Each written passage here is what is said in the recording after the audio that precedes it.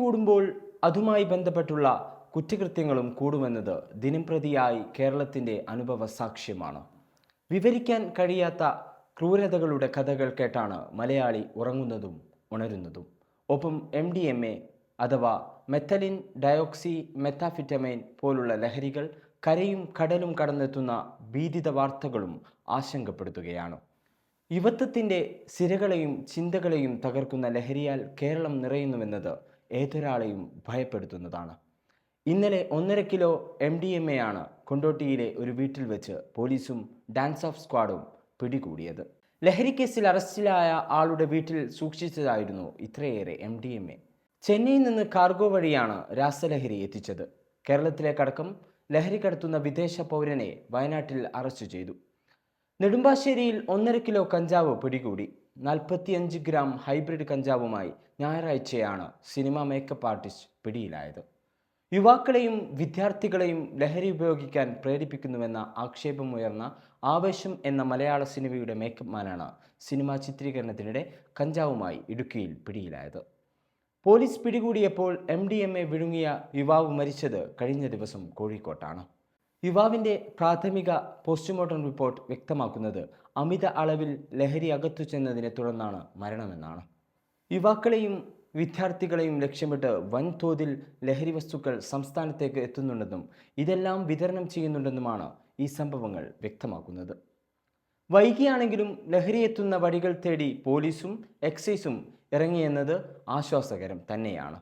ലഹരി പക്ഷികളിൽ നിന്ന് കേരളത്തെ മോചിപ്പിക്കാൻ സമൂഹമൊന്നാകെ കൈകോർക്കുമ്പോൾ അത് ലക്ഷ്യം കാണുമെന്ന് പ്രത്യാശിക്കാം. എങ്കിലും ഒരു ചോദ്യം അവശേഷിക്കുകയാണ്. ഇത്ര ആഴത്തിൽ ലഹരി മാഫിയ കേരളത്തിൽ വിരലാഴ്ത്തിയിട്ടും എന്തുകൊണ്ട് അധികൃതർ അറിഞ്ഞിരുന്നില്ല? കോളേജ് ക്യാമ്പസുകളിൽ നിന്ന് ലഹരി തുടച്ചു നീക്കാൻ ഗവർണർ മുന്നിട്ടിറങ്ങുന്നു എന്ന വാർത്തയും ഇന്നലെ കേട്ടു. ക്യാമ്പസുകളിൽ നിന്നും സ്കൂൾ പരിസരങ്ങളിൽ നിന്നും ഇതുവരെ ലഹരി മാഫിയകളെ തുടച്ചു നീക്കാൻ കഴിഞ്ഞില്ലെന്ന ഓർമ്മപ്പെടുത്തൽ കൂടിയാണിത്. ലഹരിക്കെതിരെയുള്ള ഏതു നീക്കത്തെയും രാഷ്ട്രീയ കണ്ണട വെച്ച് കാണേണ്ടതില്ല. സമൂഹവും സർക്കാരും സമ്പൂർണ്ണ പിന്തുണയാണ് നൽകേണ്ടത്. മദ്യവും കഞ്ചാവും ഒരു കാലത്ത് ക്യാമ്പസുകളിൽ ലഹരിച്ചുഴി തീർത്തിരുന്നുവെങ്കിൽ ഇന്ന് MDMA പോലുള്ള മാരക വസ്തുക്കളായാണ് പല കുട്ടികളുടെയും പക്കലെത്തുന്നത്. സ്ഥിരമായ ഉപയോഗം സമ്മാനിക്കുക മരണം തന്നെയാണ്. ഉപയോഗിച്ചു തുടങ്ങിയാൽ പിന്നെ അതിൻ്റെ പിടിയിൽ നിന്ന് രക്ഷപ്പെടാൻ പ്രയാസമാണെന്നാണ് ഇത്തരം രാസലഹരികൾ സൃഷ്ടിക്കുന്ന ഏറ്റവും വലിയ അപകടം. ലഹരി തകർക്കുക തലച്ചോറിലെ കോശങ്ങളെയാണ്. അതുകൊണ്ട് തന്നെ ഈ വിപത്തിൻ്റെ ആഴം തിരിച്ചറിയാതെ പോകരുത്. സ്കൂളിലേക്ക് പോകുന്ന കുട്ടികളുടെ പുറകെ വേട്ടക്കാരുണ്ട് എന്ന ആശങ്ക എപ്പോഴും ഒരു രക്ഷിതാവിനുമുണ്ട്. ഇത് കുറച്ചൊന്നുമല്ല അവരെ ആശങ്കപ്പെടുത്തുന്നത്. കേരളത്തിൽ മണി ചെയിൻ രീതിയിൽ ലഹരി വിൽപ്പന നടക്കുന്നതായി നർക്കോട്ടിക് കൺട്രോൾ ബ്യൂറോ കേന്ദ്ര ആഭ്യന്തര മന്ത്രാലയത്തിന് റിപ്പോർട്ട് നൽകിയിരുന്നു. വാങ്ങാൻ പണമില്ലെങ്കിൽ പണമുള്ളവരെ ബന്ധപ്പെടുത്തി കൊടുത്താൽ ആവശ്യത്തിന് ലഹരി വസ്തുക്കൾ കിട്ടുന്ന സംവിധാനമാണിത്. പുറത്തുവരുന്ന വിവരങ്ങൾ പരിശോധിച്ചാൽ കുട്ടികളെ ലക്ഷ്യമിട്ടു തന്നെയാണ് കേരളം കേന്ദ്രീകരിച്ച് ലഹരി മാഫിയ പിടിമുറക്കിയിരിക്കുന്നത്. ലഹരി എന്ന വലിയ അഗ്നിപർവ്വതത്തിൻ്റെ മുകളിലാണ് കൗമാര കേരളം.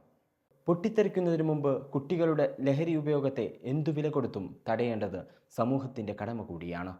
ലഹരി തകർത്ത കുടുംബങ്ങളിലെ അമ്മമാരുടെ വിതുമ്പലുകൾ അയൽപ്പക്കത്ത് മാത്രമല്ല, സ്വന്തം വീടുകളുടെ അകത്തളങ്ങളെയും അസ്വസ്ഥപ്പെടുത്തുന്ന കാലം വിദൂരമല്ലെന്നാണ് വർത്തമാന കാല സംഭവങ്ങൾ വിളിച്ചു പറയുന്നത്. സംസ്ഥാനത്തെ 1100ഓളം സ്കൂളുകളിൽ ലഹരി മാഫിയകളുടെ പിടിയിലമർന്നതായി എക്സൈസ് വകുപ്പ് കണ്ടെത്തിയിട്ടുണ്ട്. ലഹരി വസ്തുക്കൾ വ്യാപകമായി വിതരണം നടത്തുകയും വിൽക്കുകയും ചെയ്യുന്ന 1400ഓളം സ്ഥലങ്ങൾ പോലീസും തിരിച്ചറിഞ്ഞിട്ടുണ്ട്. ഇതിലേറെ വിദ്യാലയങ്ങൾക്ക് പരിസരങ്ങളുമാണ്. ഏറ്റവും കൂടുതൽ സ്പോട്ടുകൾ തിരിച്ചറിഞ്ഞിരിക്കുന്നത് തിരുവനന്തപുരത്താണ്, 353 സ്ഥലം. എറണാകുളത്ത് 133ഉം തൃശ്ശൂരിൽ 117 സ്പോട്ടുകളാണ് തിരിച്ചറിഞ്ഞിരിക്കുന്നത്. ജീവിതത്തെക്കാൾ വലിയ ലഹരി മറ്റൊന്നില്ലെന്ന ബാലപാഠം വീട്ടിനകങ്ങളിൽ നിന്നും തന്നെയാണ് ഓരോ കുട്ടിയും പഠിക്കേണ്ടത്. കുട്ടികളെ സൂക്ഷ്മമായി നിരീക്ഷിക്കാൻ രക്ഷിതാക്കൾ സമയം കണ്ടെത്തണം. അവരുടെ നേരിയ ഭാവമാറ്റം പോലും തിരിച്ചറിയണം. നാളെയുടെ പ്രതീക്ഷകളെ അണച്ചുകളയാൻ മാഫിയകളെ അനുവദിക്കരുത്. നിയമത്തിൻ്റെ വിളലിലൂടെയോ ആനുകൂല്യത്തിലൂടെയോ ഒരു ലഹരിക്കടത്തുകാരനും രക്ഷപ്പെടില്ല എന്നതിൽ സർക്കാർ ഉറപ്പ് നൽകണം. കർശനമായ നിയമവും മാതൃകാപരമായ ശിക്ഷയും ഉറപ്പാക്കിയാലേ ലഹരിക്കോട്ടകൾ തകർക്കാനാവൂ.